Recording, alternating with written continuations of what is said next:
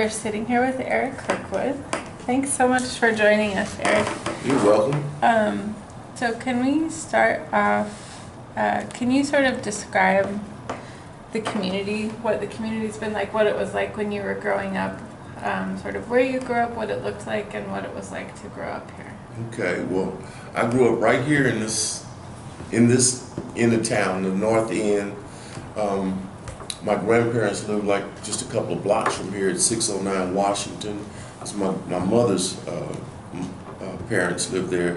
My father's mom lived at 4th and Haskell, which is just about a mile down 5th Street. So I've been here in this community all my life. I grew up mainly from the kindergarten to 6th grade. I went to Grant School, which is just right over there. And the school was predominantly, well, it was practically all black. I didn't have any contact with the white kids until I went to junior high school. Our school was kind of unique because we had 100% participation in PTA. A lady named Hortense Hobson was head of the PTA at the time, and she was recognized statewide for being the president of school with 100% participation, which was pretty remarkable, I think. I don't even hardly find that around here this day and time. But so I lived on 5th Street, and during that time there were businesses all up and down 5th Street.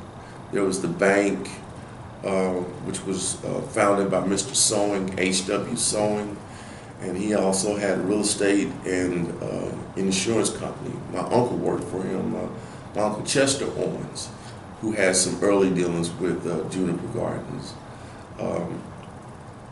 So it was a real feel of community.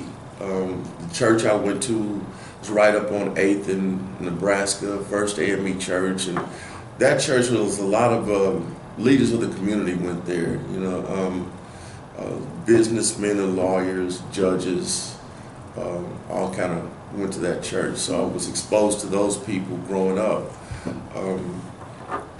So it was a lot of activity in this area. I remember Juniper Gardens way back when it got started. My mother helped out with it. I think it started out more like a literacy program, kind of helping people with literacy issues. Can you tell us a little bit about your mom? My mother, her name's Virginia Kirkwood, and she's a retired English teacher. She worked at Wyandotte High School for many years. She started out over in Missouri at Manual High School, and she was very active in the community. Several people in my family were very active in the civil rights movement early on. Minnesota Avenue was segregated, and so my Uncle Chester Owens and his wife Lily, and my Aunt Frances Owens Haywood, who lives in California now, and my mother and other people. I didn't know a lot of because I was before my time. They were the Macfields, James and Dorothy Macfield. There was another lady named Miss Hanks, I believe. They were involved. They were some of the first people involved in picketing and boycotting and things like that on Minnesota Avenue. It was segregated in what way?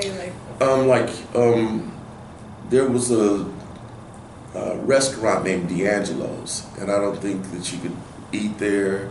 You know, and like Grant's had it was like a department store, and they had like a hot dog stand and a place where you get hamburgers, and the black people had to eat at the end of the counter, that kind of thing. My grandfather, our family moved here from Arkansas. My mother's family moved here from Arkansas in 1947.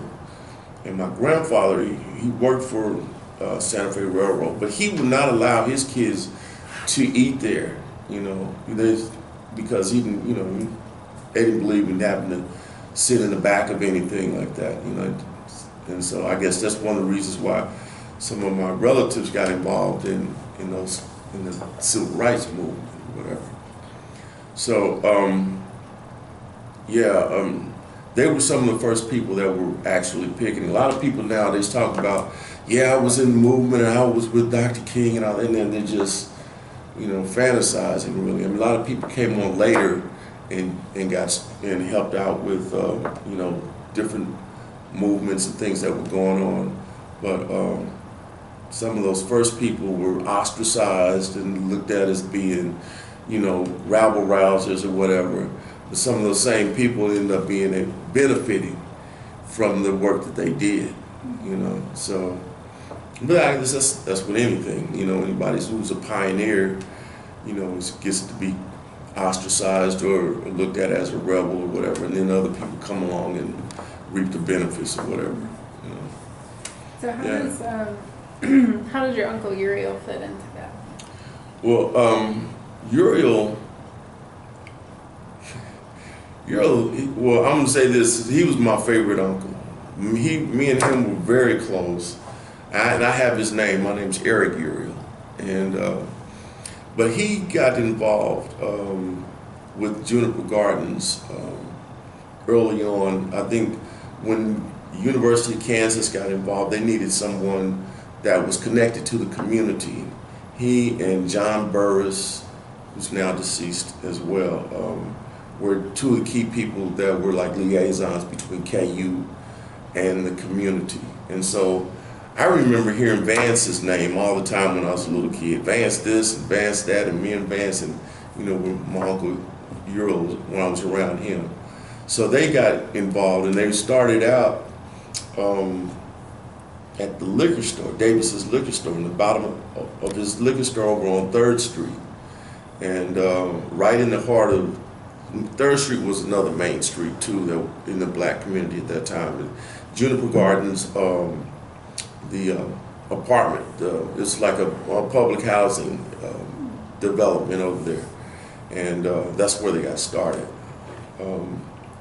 But yeah, I don't know how he and Vance initially got hooked up and how he got connected with KU, but he was active in the Northeast Action Group, which was one of the neighborhood groups. They had like NAG and BRAG and TAG. They were all different action groups around the city, and then people worked in their neighborhoods to make changes or things like that. And he worked with that Northeast Action Group, and he helped to get the swimming pool up at Quindaro, at 10th and Quindaro.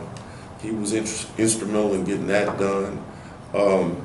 So he was active in the community. Everybody knew him. A lot of people knew him. And so he got to working with Vance and everybody, and he was like a project manager and helped write grants and things like that.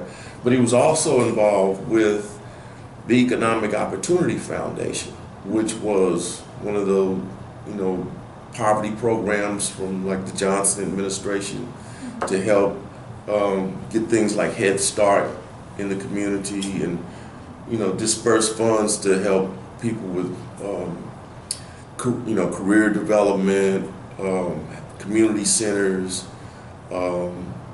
different things like that, to kind of help bolster the community. So they did a lot of, like I said, career development, helping people get ready for careers and getting people in jobs and Head Start and those kind of things. So what was he like to hang out with? And then what are some of your early memories of Juniper Gardens and him? Well, my uncle, his personality, he was really an ornery kind of person. He was real, he was a generous person. He was a fun person to be around, but he could be mean and vindictive. He didn't take anything off anybody. He was crazy sometimes. But and he was a good person to work with because he was straightforward. He was, he knew what he wanted to get accomplished and things like that. And You know, and when he started at EOF, he fired a lot of people. You know, he came in and a lot of people didn't like him because he streamlined things, made things so that they were right. Because there's a lot of people there freeloading. My grandmother, my father's mother, worked in one of those Head Start programs, and she got fired. By your uncle?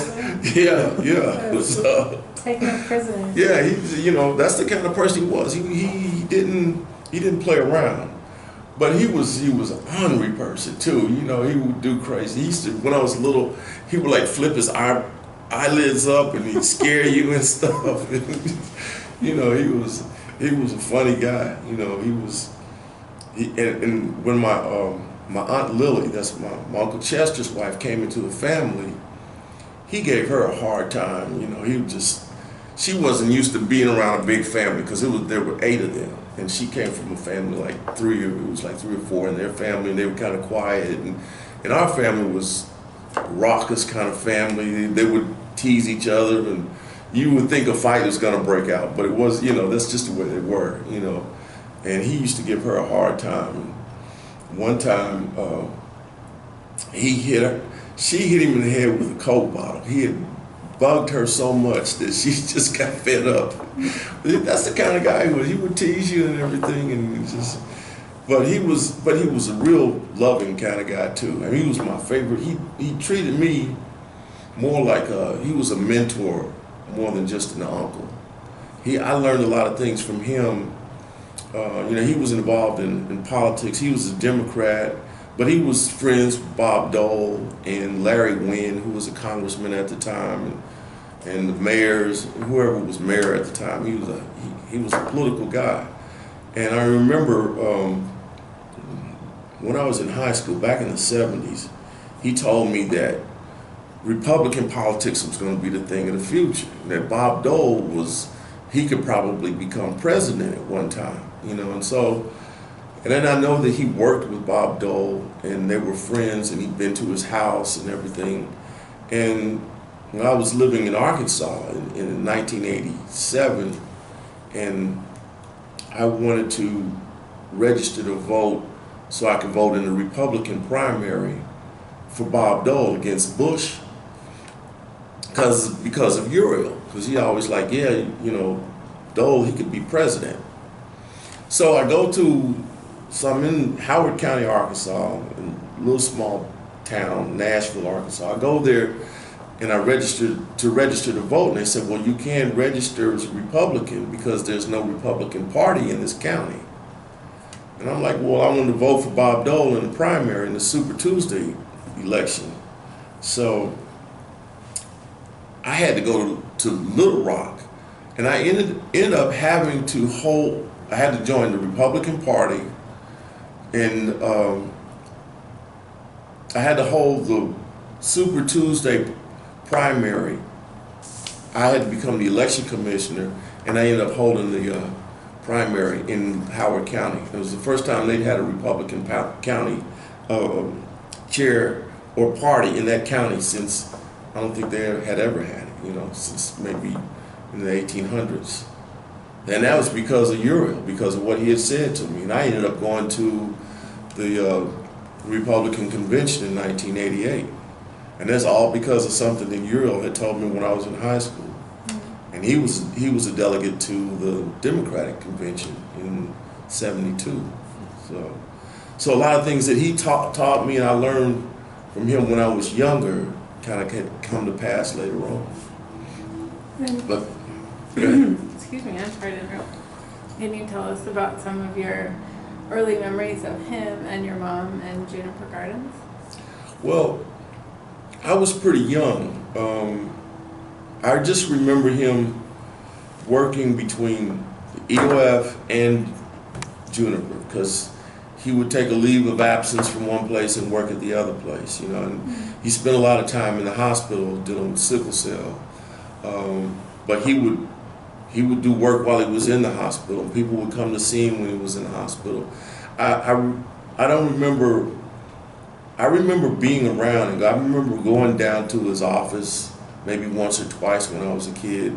And my mother was involved initially, like early on, but then more people started working with Juniper Gardens. Charlie Greenwood came on,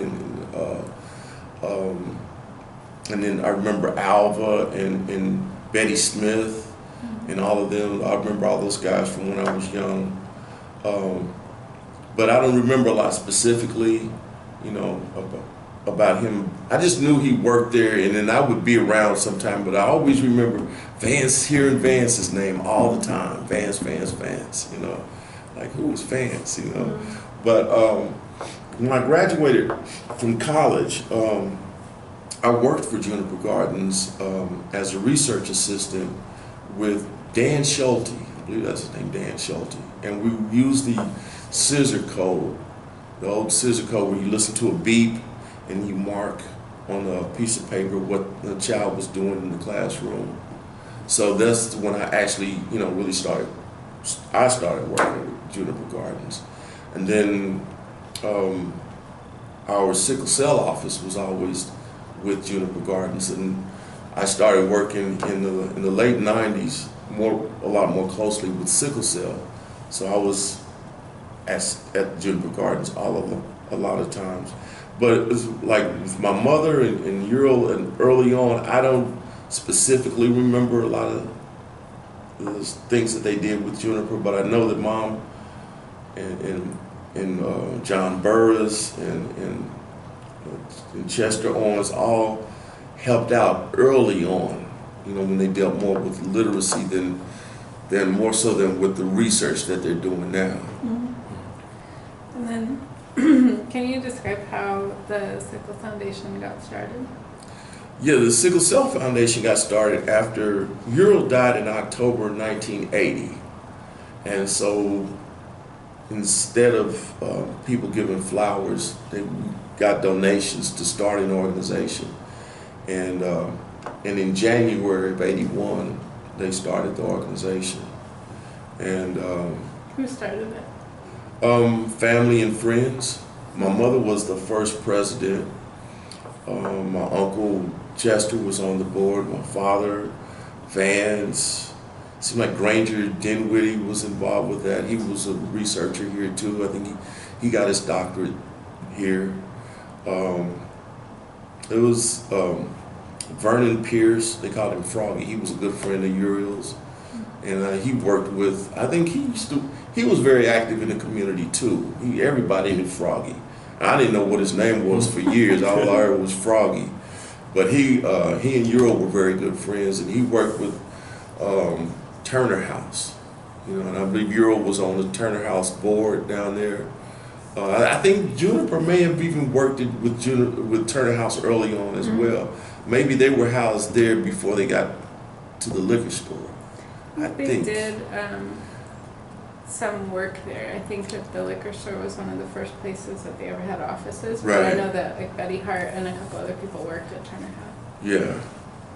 Yeah. So they're right there in the community. That was, we got started in 1981 in January, and my father was president for a long while actually, and I took over from him in the early 2000s when I hadn't been really involved with it up to that point, and so I've been involved with it ever since, and I was the president and executive director at part of the time, up until from like the mid 2000s up until like 2007, and I went to work at the Kansas City, Kansas Community College, and Linda Golson took over. Linda Golson was one of our long-term board members. She started a tennis tournament way back in the 80s, and it went on for many years, and she had been a part of the organization up until maybe 4 years ago. Mm-hmm. And she really was dedicated to the organization. What was the purpose of the organization? Well, the purpose of the organization is to assist people with sickle cell and their families we provide services in the form of like transportation to and from a doctor, help with utilities, because people get with sickle cell, they may be off from work for a long time, they get behind, so we help people out like that. That's probably one of the bulk of the things that we do. That's where a lot of our money goes. The bulk of our money goes there to help people with utilities and things. We have a scholarship for students with sickle cell. We do education. We go to like health fairs and things like that. Like last week, we participated in the Juneteenth celebration that was over at 18th and Vine Street area. And we had our booth set up there. We've put on seminars. So I know in the past I've worked with nurses at University of Kansas Hospital, so to kind of educate them on how to deal with sickle cell patients. I worked with Dr. Barry Skigney, who was taught at UKU in his first year hematology class. I'd come in and speak about sickle cell. So we did a lot of things like that, education-wise, not just with the community, but with the healthcare providers as well. Because sickle cell disease is kind of it's a real difficult disease. It's really nothing like it. It's the #1 genetic disorder in the world, and it affects people all over the world. And in the United States, it's associated mostly with blacks in this country, but Hispanics have it, Italians have it, people from Arabia, Kuwait, places like that. So it's in India, so people from all over are affected by it, but in the United States, the majority population are African Americans.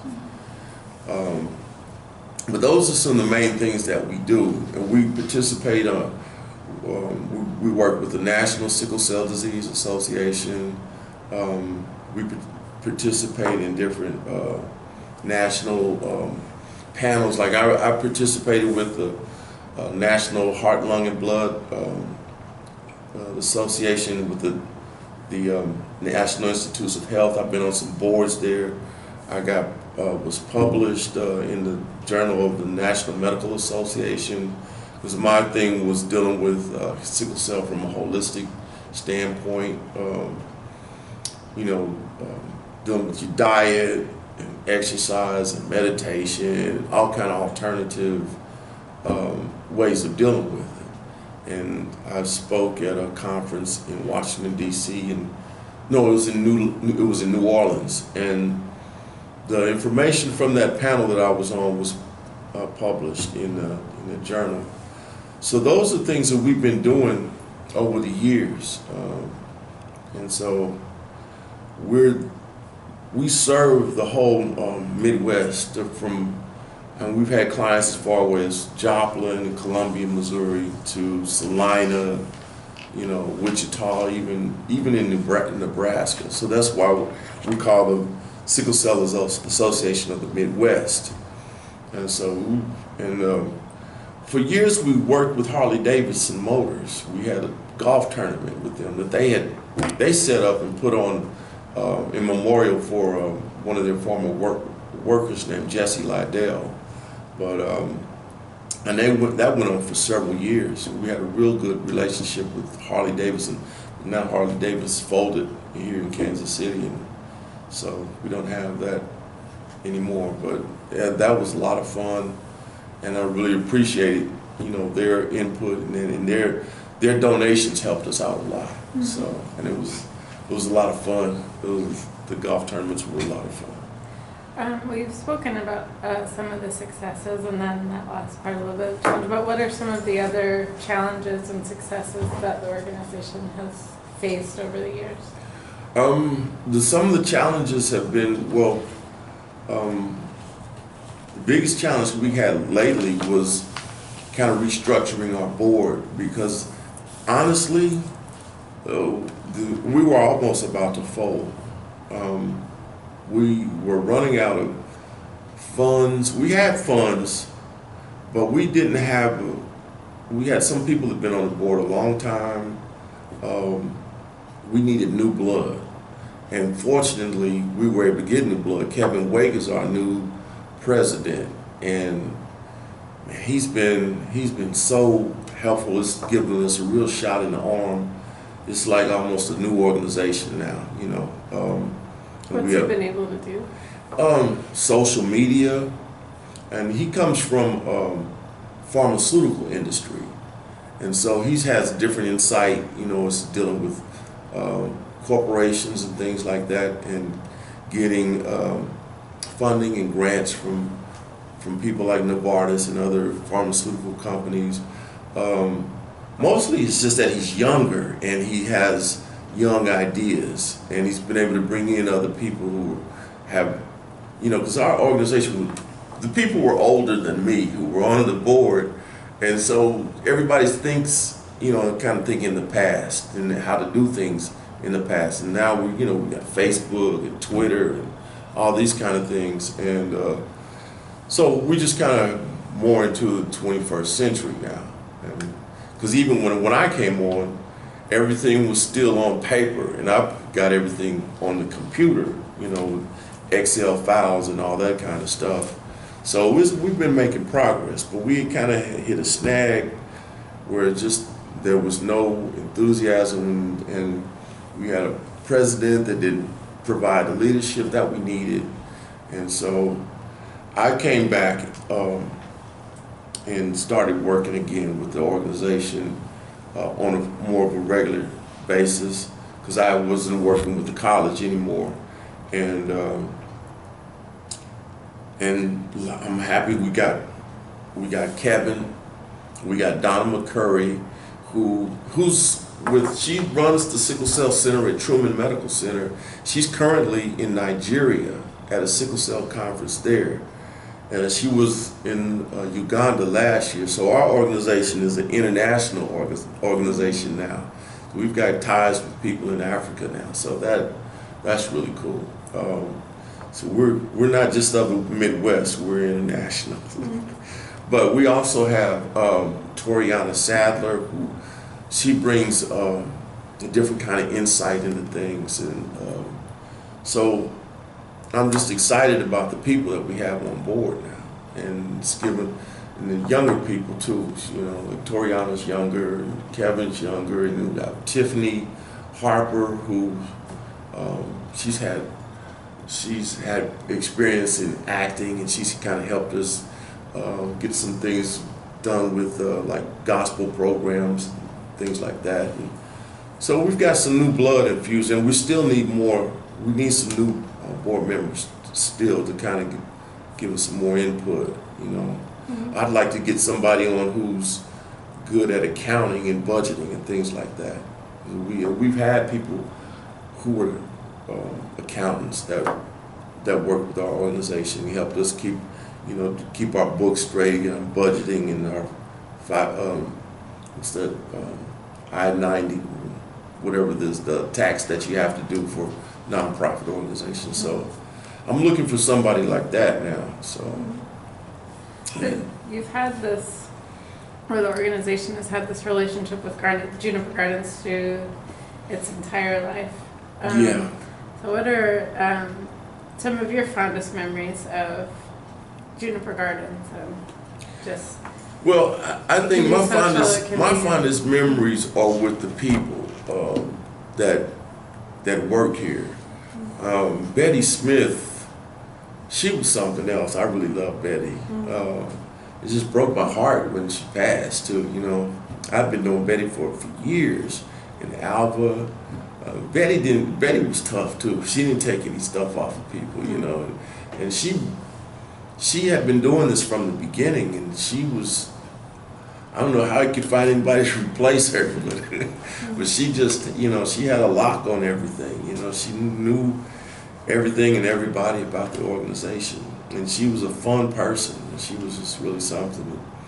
And Alva and Vance too. Vance, I always liked Vance, and like I said, I just always heard his name. I was, who's Vance? Vance, you know. And he's just a really nice guy. And Charlie Greenwood too.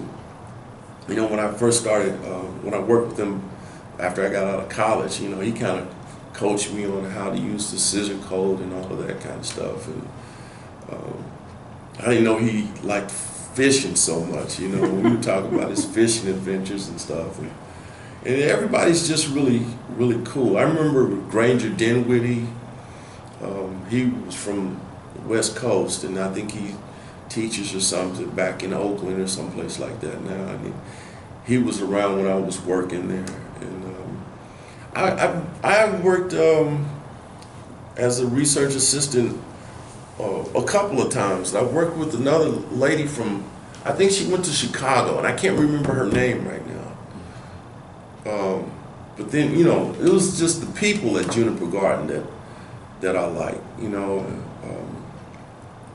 Diana, she's something else. Mm-hmm. But me and her developed a friendship too, and you know, we had these long philosophical discussions, you know. You know, so you know, it's always been the people, you know. Do you have any like fun stories from parties or anything else that you'd like to share? Or any good Betty stories? I don't have any specific stories. It's just her personality. Mm-hmm. She was just funny, and she was kind of a smart ass too. You know, mm-hmm. she and Euro were alike in that respect. You know, and they were really good friends. You know, I don't have any specific stories, but it just was her presence and her personality, and she was just really cool. Mm-hmm. You know. Well, when you came back and started working with the organization in the 2000s, like you said, what was the environment like in the office? What was it like to be here? It was always really nice. We were over at El Centro when I started. We worked up there on I think it was the 3rd floor of El Centro, and I got to meet some new people like Jay Buzzard.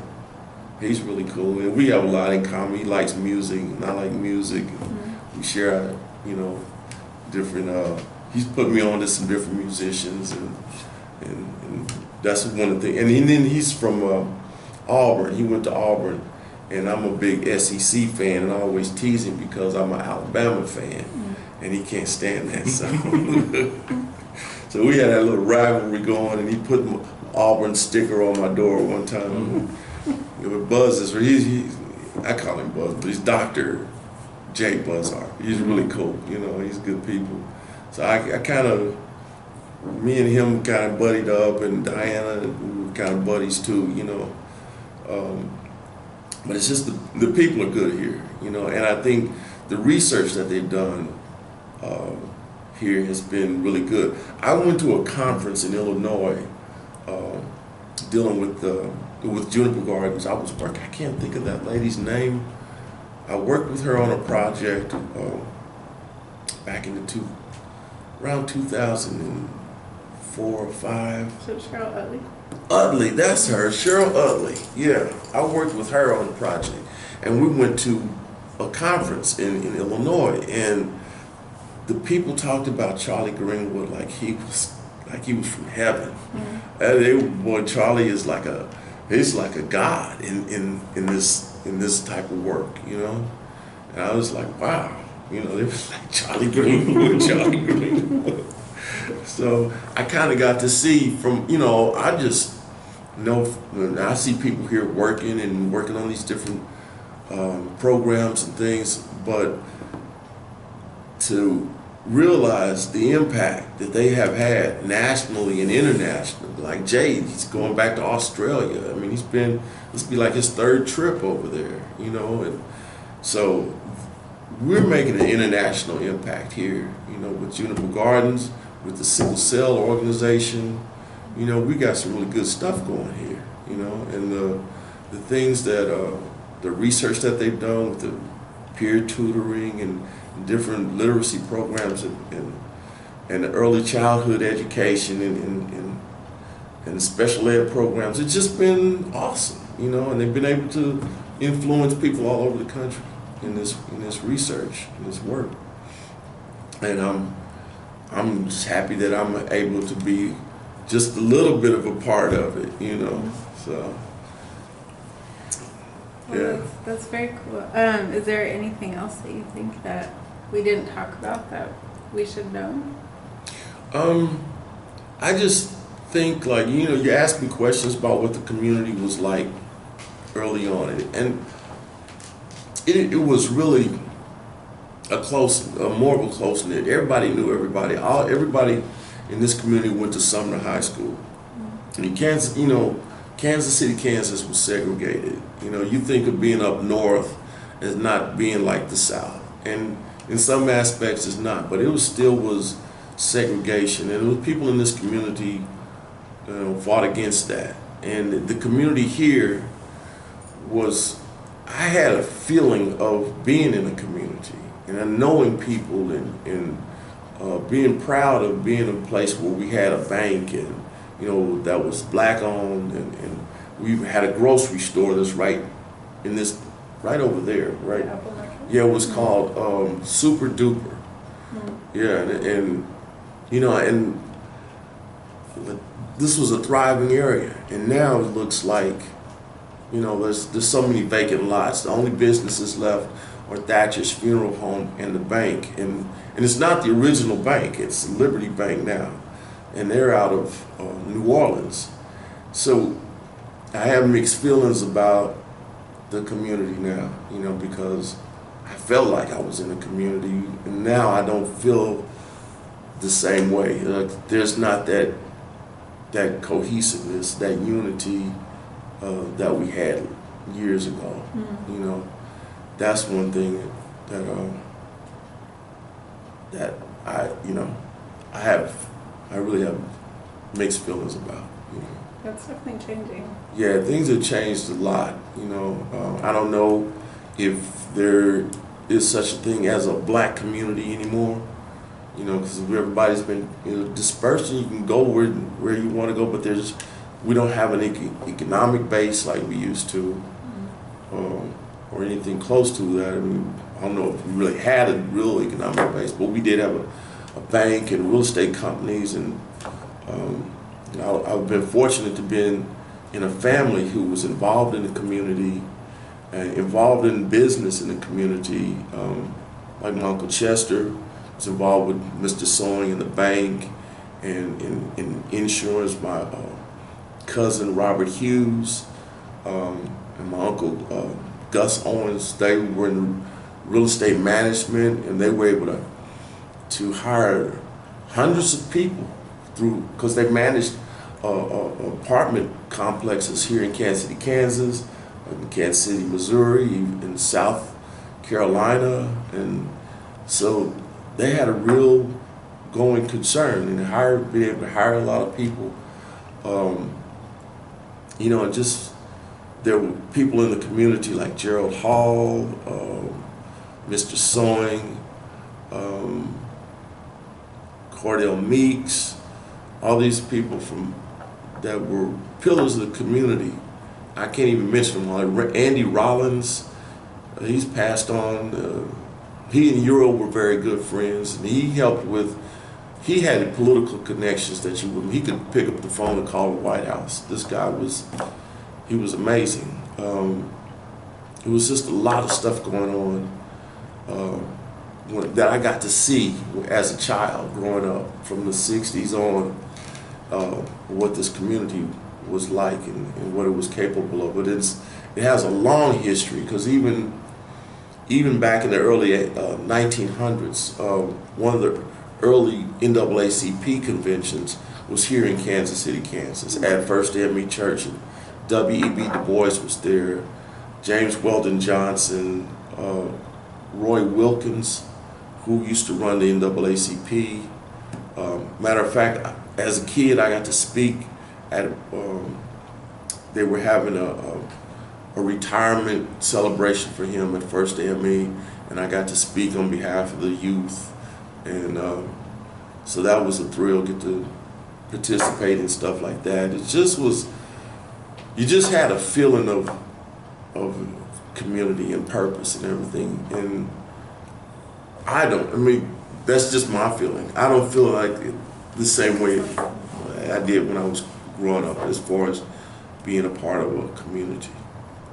But I try to, do things to help keep the legacy going. I've worked here with Juniper, and I worked with Sickle Cell. I worked with United Way, and I did a community organizer through AmeriCorps. We did projects here in the community. So I've tried to, make a contribution to, not like Euro. He had those are big footsteps to follow in. So, but I've been fortunate that I've been in a family and a community that helped to make a difference. Absolutely. And maybe just talk, if you could talk just a little bit about some of your like where you think Sickle Cell, the organization, is in the future, where it's going, what your hopes are for it.